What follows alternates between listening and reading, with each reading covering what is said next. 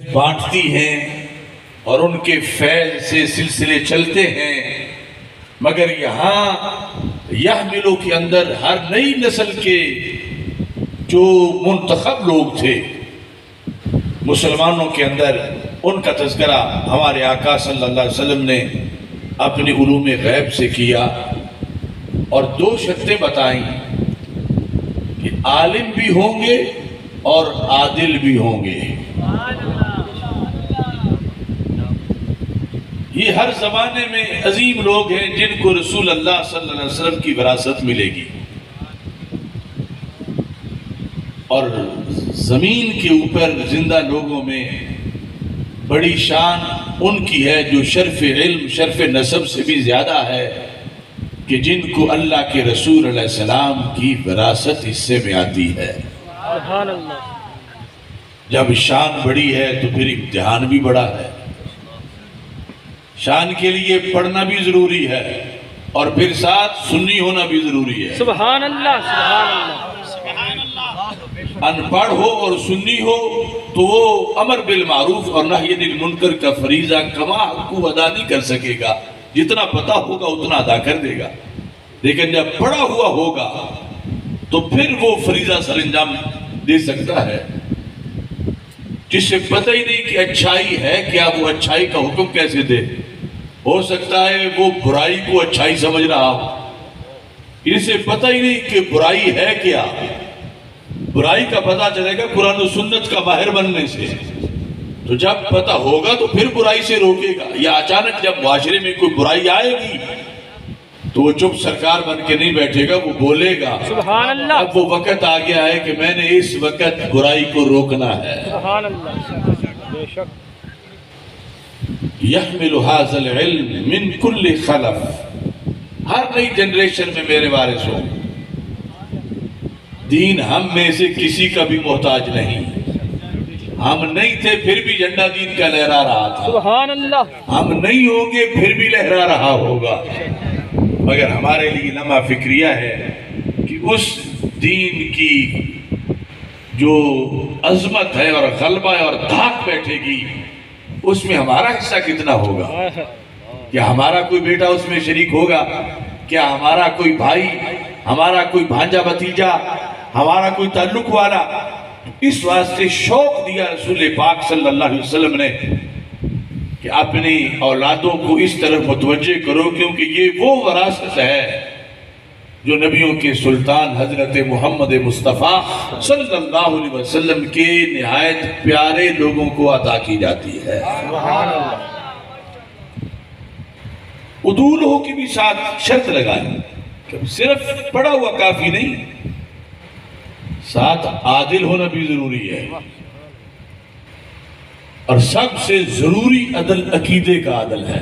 بے شک۔ یعنی ضروری اس معنی میں، ویسے تو سارے عدل ہی ضروری ہیں، کہ 100 کا قاتل بھی بخشا گیا تھا مگر ایک عقیدے کا مجرم بھی بخشا نہیں جائے گا۔ واہ واہ۔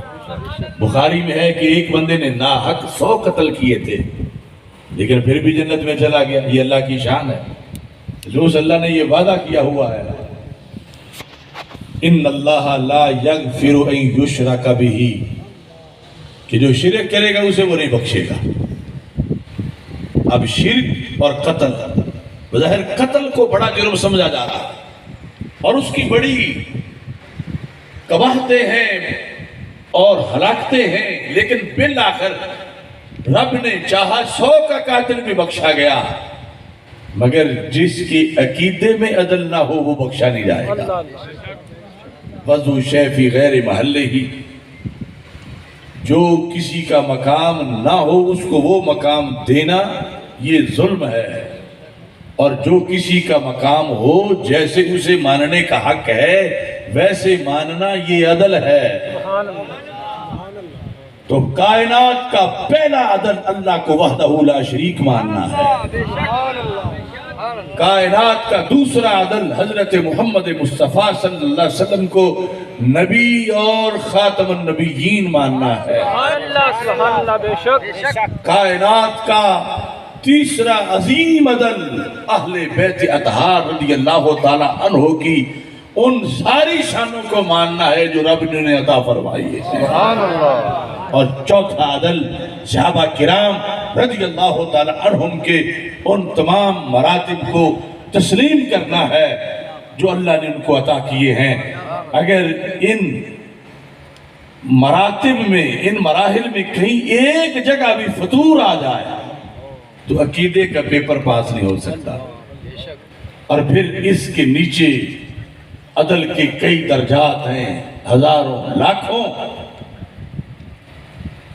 دنیا میں کہیں ایک ظلم، کہیں دو ظلم، کہیں چار ظلم، کہیں ہزار ظلم، کہیں لاکھ ظلم، کہیں کروڑ ظلم، لیکن جس مسلک میں عقیدے کی بنیاد پر کوئی ظلم نہ ہو اس کو اہل سنت و جماعت کہا جاتا ہے۔ اللہ کو بھی یوں مانے جیسے اللہ کو ماننے کا حق ہے، ظلم نہ کرے۔ رسول پاک صلی اللہ علیہ وسلم کو بھی یوں مانے جیسے حق ہے، کوئی ظلم نہ کیا جائے۔ اہل بیت اطہار رضی اللہ تعالی عنہم کو بھی یوں مانے جو شان رب نے ان کو عطا کی ہے، جس طرح ماننے کا شریعت نے لازم اور فرض کیا ہے۔ اور صحابہ کرام رضی اللہ تعالی عنہم کو بھی یوں مانا جائے جیسے رب نے ان پر ایمان کو ہم پہ لازم کیا ہے۔ یہ بڑے بڑے مراحل ہم جب دیکھتے ہیں تو جہاں ذرہ بھر بھی خلاف ورزی نہ ہو اس مسلک کو فقیہ اعظم کا مسلک کہا جاتا ہے۔ اس مسلک کو اگر شروع سے دیکھیں تو مسلک صدیق اکبر کہا جاتا ہے، اس کو شروع میں دیکھیں تو مسلک مولا علی کہا جاتا ہے، اس کو آغاز میں دیکھیں تو مسلک حسنین کریمین کہا جاتا ہے، اسے ہی مسلک ابی حنیفہ کہا جاتا ہے، اسے ہی مسلک امام بخاری کہا جاتا ہے، اسے ہی مسلک گنج بخش اور مسلک بابا فرید کہا جاتا ہے، اور اسے ہی آسان لفظوں میں سمجھو تو مسلک اعلیٰ حضرت کہا جاتا ہے۔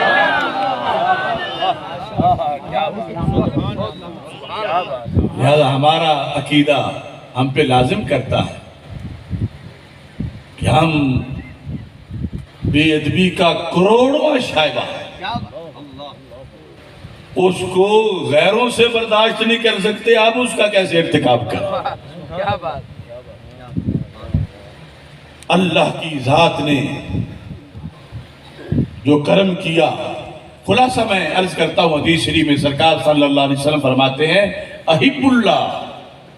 اب حدیث سنو اور اپنے سینے کی طرف دیکھو تو حدیث سننے سے مزید سینے میں بہار آئے گی اور چہرے پہ نکھار آئے گی، کیونکہ اگرچہ ہم صدیوں بعد پیدا ہوئے مگر مٹی ہماری مدینہ منورہ کی ہے۔ فرمایا احب اللہ، اللہ سے پیار کرو، لما یغزوکم بہ من النعم، اس واسطے کہ وہ تجھے ہر وقت اپنے کرم سے مالا مال کرتا ہے۔ لیکن ایک یہ محبت ہی کافی نہیں کہ یہیں بریک لگا لو۔ فرمایا احبونی، سرکار دو عالم نور مجسم شفیع معظم حضرت محمد مصطفیٰ صلی اللہ علیہ وسلم فرماتے ہیں میرے ساتھ بھی پیار کرو۔ کیوں؟ فرمایا لحب اللہ، اللہ سے تو اس لیے کرو کہ وہ تمہارا رازق ہے، تمہارا خالق ہے، سب کچھ تمہیں دے رہا ہے، میرے ساتھ کیوں کرو؟ فرمایا اللہ والا تمہارا پیار مانا جب جائے گا جب میرے ساتھ بھی پیار کرو گے، کیونکہ جس سے پیار ہو اس کے پیارے سے بھی پیار ہوتا ہے۔ اگر اللہ سے پیار کے دعوے کرو اور پیارے سے دور رہو، احبونی لحب اللہ، میرے ساتھ بھی پیار کرو۔ وجہ کیا ہے کہ تمہارا رب بھی میرے ساتھ پیار کرتا ہے، حالانکہ وہ غنی عن العالمین ہے اور تمہارے تو سارے کام میرے صدقے پورے ہونے ہیں، میرے ساتھ بھی پیار کرو۔ پھر فرمایا احبوا اہل بیتی، میرے اہل بیت سے بھی پیار کرو۔ سبحان اللہ، سبحان اللہ۔ اب اپنے سینے دیکھتے جائیں، اہل سنت کا ہے بیڑا پار، اصحاب حضور نجم ہیں اور ناؤ ہے عطرت رسول اللہ کی۔ میرے ساتھ کیوں کرو؟ فرمایا احب اہل بیتی لحبی، وہ میرے اہل بیت ہیں، تم نے انہیں نہیں دیکھنا، تم نے مجھے دیکھنا ہے۔ تم نے ان کی ذات کی طرف نہیں دیکھنا، ان کی میری طرف نسبت کو دیکھنا ہے۔ احبو اہل بیتی لحبی، میرے اہل بیت سے میری وجہ سے پیار کرو۔ تمہارا میرے ساتھ پیار معتبر تب ہوگا جب میری آل سے بھی پیار کرو گے۔ فرمایا اللہ اللہ فی اصحابی، میرے صحابہ کے بارے میں رب سے ڈرنا، انہیں عام نہ سمجھنا۔ لا تتخذوہم غرضا من بعدی، ان کے بارے میں میرے بعد زبان درازی نہ کرنا۔ کیوں؟ فرمایا فمن احبہم فبحبی احبہم، یہ محبت جو صحابہ کی ہے ان کی وجہ سے نہیں، میری وجہ سے ہے۔ صحابہ سے پیار میری وجہ سے کرو، کیونکہ ان کا بغض میرا بغض بنے گا، ان سے محبت میری محبت ہے۔ اب دیکھو کمال ہے عقیدہ اہل سنت کا، ساری حدیث پڑھنے سے، سارے فرمان پڑھنے سے کہیں کسی کو گھٹن محسوس نہیں ہوئی، کیونکہ سنی ان میں سے کسی محبت کا بھی کانا نہیں ہے، کسی کے لحاظ سے بھی۔ سنی کے چہرے پہ ان ساری محبتوں سے بہار آتی ہے، لہذا کسی کو پریشانی نہیں ہونی چاہیے۔ اللہ نے ساری محبتوں کا یہ نور مسلک اہل سنت کو عطا فرمایا۔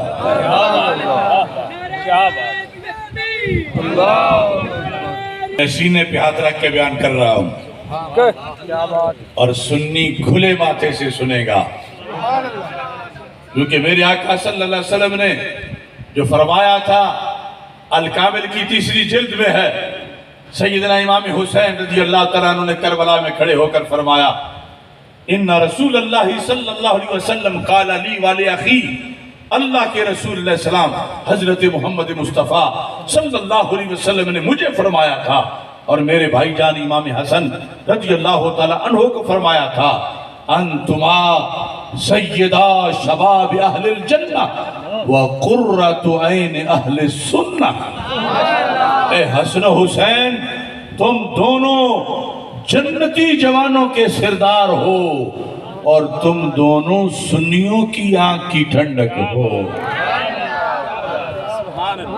اب سنیے مستدرک الحاکم، میرے آقا صلی اللہ علیہ وسلم ارشاد فرماتے ہیں لو ان رجلا صفن بین الرکن والمقام وصلی وصام ثم لقی اللہ وهو مبغض لأہل بیت محمد صلی اللہ علیہ وسلم داخل النار۔